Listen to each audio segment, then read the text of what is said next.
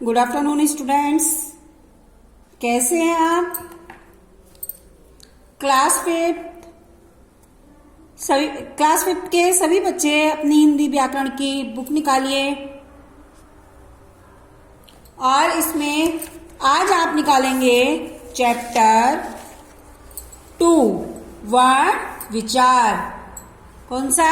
वर्ण विचार। ठीक है। इससे पहले हमने आपको भाषा लिपि व व्याकरण के बारे में बताया था। अब उसके बाद आता है वर्ण विचार की वर्ण क्या होते हैं, वर्ण किसे कहते हैं। आइए आज हम इसके बारे में जाने। प्यारे बच्चों, जब हम कुछ बोलते हैं तो हमारे मुंह से ध्वनियां निकलती हैं ना कुछ ध्वनियां। तो उन ध्वनियों को लिखने के लिए कुछ संकेत चिन्ह निश्चित किए गए हैं। ये चिन्ह जो है वो वर्ण कहलाते हैं। जैसे यहां देखिए, गुलाब, बाग, ये दो चित्र दिए हुए हैं। अब जैसे ही हम गुलाब के फूल को देखते हैं वैसे ही हम उसे एकदम झट से क्या कह देते हैं? गुलाब। या कोई भी चीज सामने हो जिसको हम देखते हैं तो उसे उसके नाम से ही हम पुकार उठते हैं। क्या हम गुलाब को कमल या बाग को हाथी कह सकते हैं? नहीं, ऐसा कभी नहीं हो सकता। क्यों? क्योंकि ये इनके हमने पहले से नाम, हम शुरू से ये पढ़ते हुए आ रहे हैं कि ये गुलाब ही है, ये हाथी है। तो इसको हम कमल या हाथी, बाग को हाथी नहीं कह सकते, क्योंकि प्रत्येक शब्द का अपना एक अर्थ होता है। ठीक है। जिसका जो अर्थ होगा हम उसको उसी नाम से पुकारेंगे। जो कुछ संकेत चिन्हों के माध्यम से प्रकट होता है, जैसे गुलाब और बाग, कुछ संकेत चिन्हों से बने हैं जिनका पता हमें उनके टुकड़े करके चलता है। समझ आया? जैसे गुलाब है, गे उ ले आ वे गुलाब। जैसे गुलाब है, देखिए, गे उ ले आ वे ए गुलाब। अब इसके हम और अधिक टुकड़े नहीं कर सकते, यानी कि वर्ण छोटी से छोटी ध्वनि जिसके और अधिक टुकड़े न किए जा सके, क्या? वर्ण कहलाती है। ठीक है। अब आप कहेंगे कि वर्ण कितने प्रकार के होते हैं? वर्ण कितने प्रकार के होते हैं? वर्ण होते हैं 3 प्रकार के, स्वर, व्यंजन और अयोग्य व। स्वर, व्यंजन और अयोग्य व। स्वर। अब आप कहेंगे स्वर किसे कहते हैं?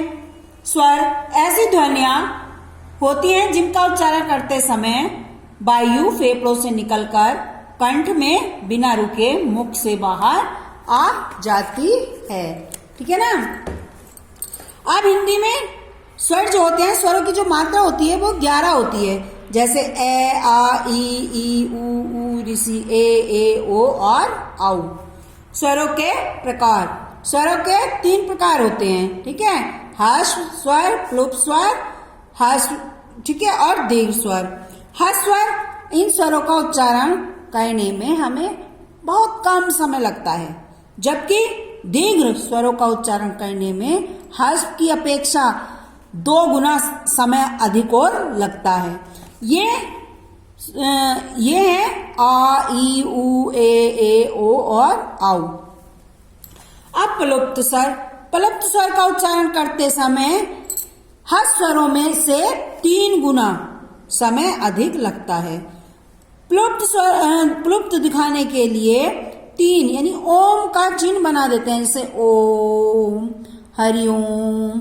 ठीक है, इस टाइप से। अब आता है आपका व्यंजन। वे वर्ण हैं जिनका उच्चारण करते समय फेफड़ों से निकलने वाली वायु मुख में रुककर बाहर आती है। व्यंजन के भी 3 प्रकार होते हैं, स्पर्श व्यंजन, अंतःस्थ व्यंजन और ऊष्म व्यंजन। अब है स्पर्श व्यंजन। जिन व्यंजनों का उच्चारण करते समय वायु कंठ, दांत, मूर्धा, तालु अथवा होठ का स्पर्श करके मुख से बाहर आती है, उन्हें स्पर्श व्यंजन कहते हैं। ये हैं केवर, चैवर, टेवर, तेवर और पेवर। ये सभी स्पर्श व्यंजन हैं। अंत्य स्थ व्यंजन, जिन व्यंजनों का उच्चारण ज्यादातर स्वरों और व्यंजनों के मध्य होता है उन्हें अंतःस्थ व्यंजन कहते हैं। अंतःस्थ व्यंजनों की संख्या 4 होती है, य, रे, ले और बे। ठीक है। ऊष्म व्यंजन, जिन व्यंजनों का उच्चारण करते समय वायु मुख से टकराकर गर्मी उत्पन्न करती है उन्हें ऊष्म व्यंजन कहते हैं। ऊष्म व्यंजन 4 हैं। श, हमारे मुंह में देखो जीभ श ऐसे करे तो थोड़ी गर्मी उत्पन्न हो रही है, मुख से टकरा रही है, टकराकर गर्मी उत्पन्न कर रही है। श, से और है। व्यंजनों के उच्चारण स्थान, ये हो गया हमारा केवल कै, खे, गे, घे और अण कंठ। जय, झ, च, छ, ज, झ और अय तालु। टे, ठे, डे, ढे, अण, ये हो गया हमारा मूर्धा। ते, थे, दे, ध, न, ये हो गया हमारा दांत। पे, फे, बे, भे, मैं, ये हो गया हमारा होठ। ठीक है। ऐसे बाण, अब अयोग्य बाण आ जाइए। अयोग्य बाण क्या होते हैं? ऐसे बाण जो न तो स्वर हो और न ही व्यंजन, उन्हें अयोग्यवा कहते हैं। इनका प्रयोग स्वर और व्यंजन दोनों के साथ होता है, जैसे अनुस्वार, अनुनासिक और विसर्ग, अतः ये तीनों अयोग्यवा हैं।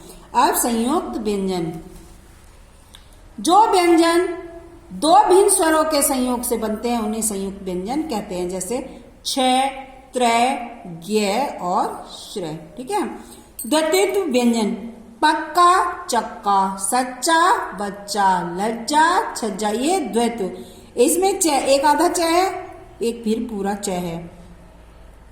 दो या एक जैसे व्यंजनों से मिलकर बने, देखिए कै, दो व्यंजन आ गए एक जैसे। अब संयुक्त अक्षर, दो अलग अलग व्यंजनों के मिलने से बने संयुक्त अक्षर कहलाते हैं। प्यारी, प्यारी, त्योहार, त्याग, विद्या, दृष्टि, सृष्टि इत्यादि। ठीक है ना। अब देखिए, यदि आपसे कोई कहे, अभी हमने आपके बण के बारे में बताया कि बण क्या होता है, बण किसे कहते हैं, तो आप क्या बताएंगे? बाण वह छोटी से छोटी ध्वनि जिसके और अधिक टुकड़े नहीं किए जा सकते बाण कहलाती है। ठीक है। जैसे गुलाब, गे, उ, ले, आ, वह गुलाब, इसके हम और अधिक टुकड़े नहीं कर सकते। बाण कितने प्रकार के होते हैं? बाण 3 प्रकार के होते हैं, स्वर, व्यंजन और अयोग्यवा। ठीक है। ऊष्म व्यंजन कौन से होते हैं? ऊष्म व्यंजन होते हैं श, है, ये हमारे ऊष्म व्यंजन हैं जो हमारे मुख से निकलकर गर्मी उत्पन्न करते हैं। अब संयुक्त अक्षर कौन से होते हैं? संयुक्त अक्षर होते हैं छ, त्रय, ज्ञ, श्रय। ठीक है। ये हमारे संयुक्त अक्षर हैं।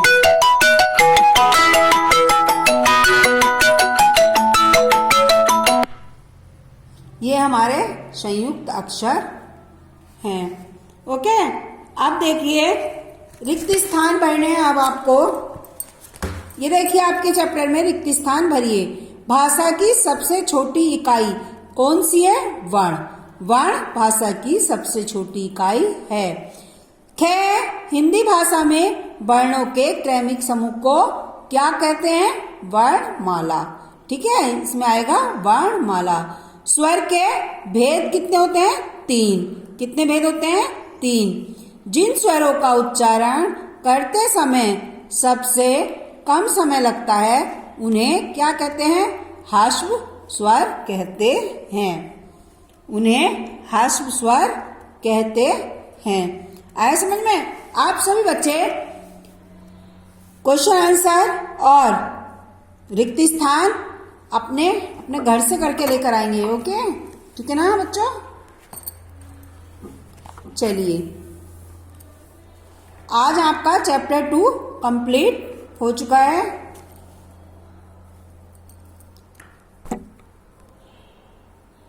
ठीक है, धन्यवाद बच्चों।